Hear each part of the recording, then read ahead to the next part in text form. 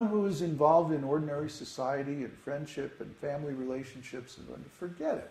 It's not going to happen. You may be able to dabble in it a little bit, but you're not going to really go deep enough to reach success. For these people who are, 99% of everybody in the world today, the chanting process is easy and sublime and very effective. So this chanting process is, of course, our main teaching. Our whole teaching is summed up in the words, Hari Bol. Hari Bol. That's our whole philosophy. Chant the holy name of God. And you find that in every process, this holy name is very, very prominent. In every religion, the holy name is there. For example, the Christians say, we worship Jesus Christ. And that's very nice, because in Sanskrit, the same name, Jesus, is Isha. And the name Christ is Krishna. You see? Like Krishna in Sanskrit, when you go to Farsi language in the Middle East, becomes Krishna. And then when you come to Palestine and the Mediterranean region, there it becomes Christa. And then you go into Greek, it becomes Christos. In Latin, Christus. In Spanish, Cristo. In English, Christ. You see, it's the same word. Etymologically speaking, it relates to the same exact roots, and there's no doubt that the same exact meaning is there in the ancient teachings. Similarly, the name Jesus in Sanskrit is Isha. Isha becomes, in the Middle East, becomes Asia. In fact, the continent of Asia is named after Isha. Because in Sanskrit, in certain declensions to form a possessive, you lengthen the first vowel. So Isha, lengthened, it becomes Asia. You see, Asia, the continent, is named after Isha.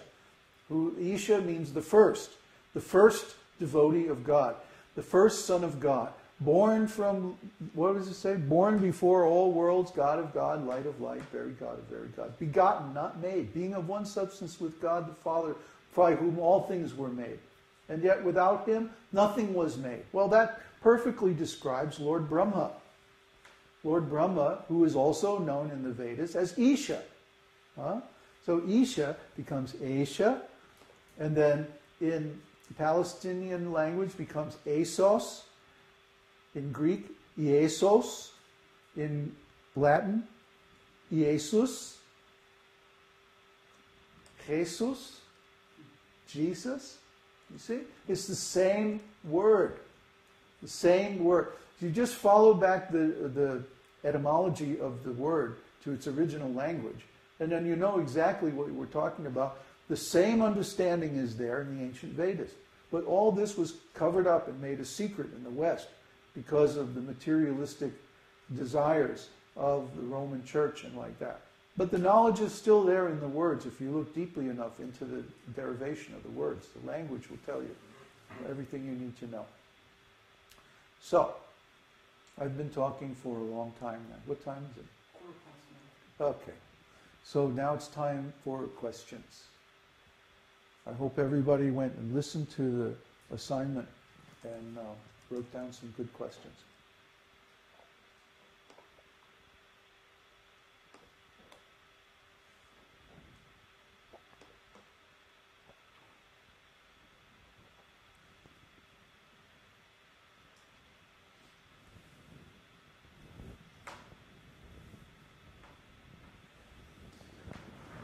Question from...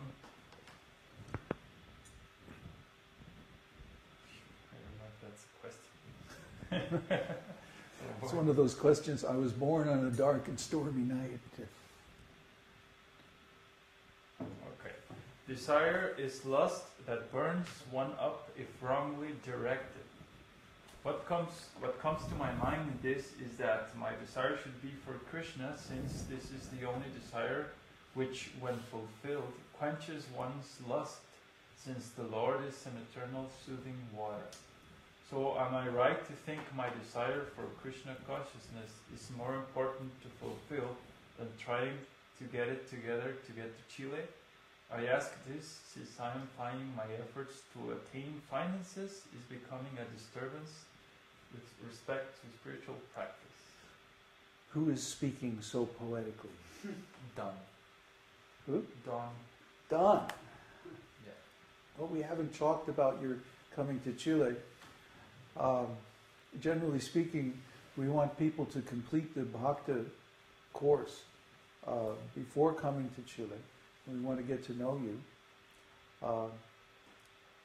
You know, this is our Sangha here is a very private thing.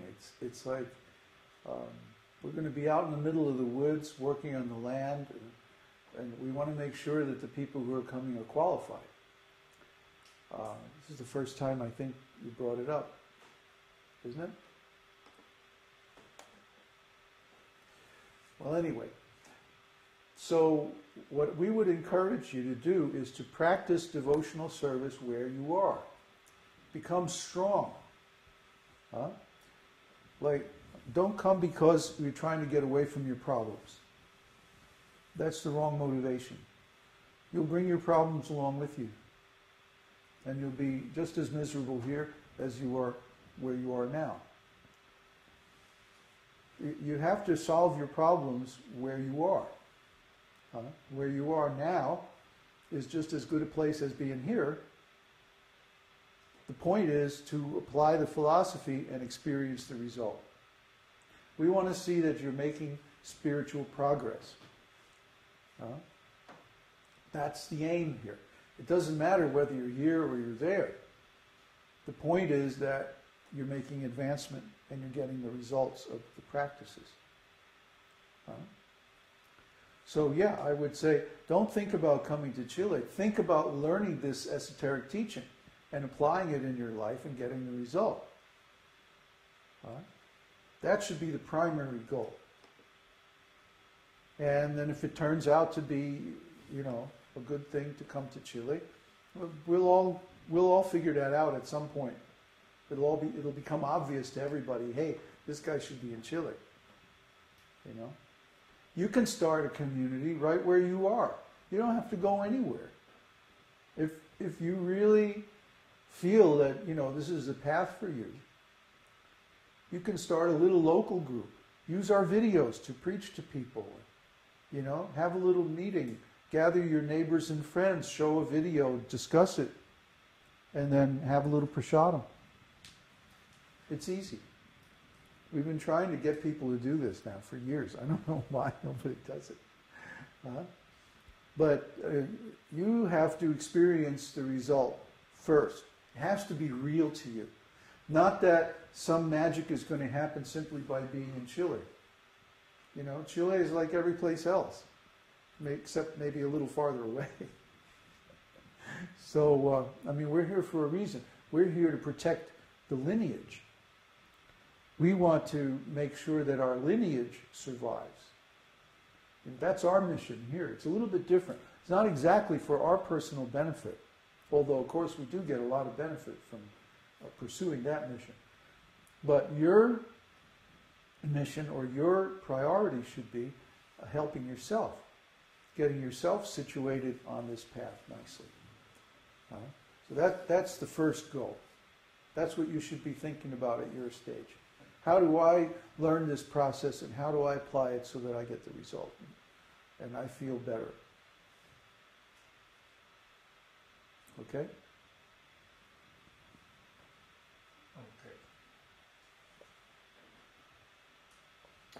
Question from Devesh. How does one get to know whether he or she has moved from the first stage to the second stage or second to third? We discussed that the other day. Uddhava and I went back and forth with a couple of posts about that. If the first stage is the offensive stage of chanting, then the second stage is the offenseless stage of chanting. There are 10 offenses against the holy name. I'm not going to go into them now because we've discussed this so many times on the forum. when one's chanting is free from all those 10 offenses, that's called offenseless chanting. And the technical term for that is nam abhas. Abhas means a reflection. Okay? So, offensive chanting is, it does not give any tangible result. You only get the result of chanting when the chanting is offenseless. See? So at least it has to be pure from those 10 offenses. Now maybe you're not in pure love of God yet, but now at least you're chanting offenselessly, and you can work on developing pure love without going astray. The chanting process it's compared in the scriptures to a plant. When you plant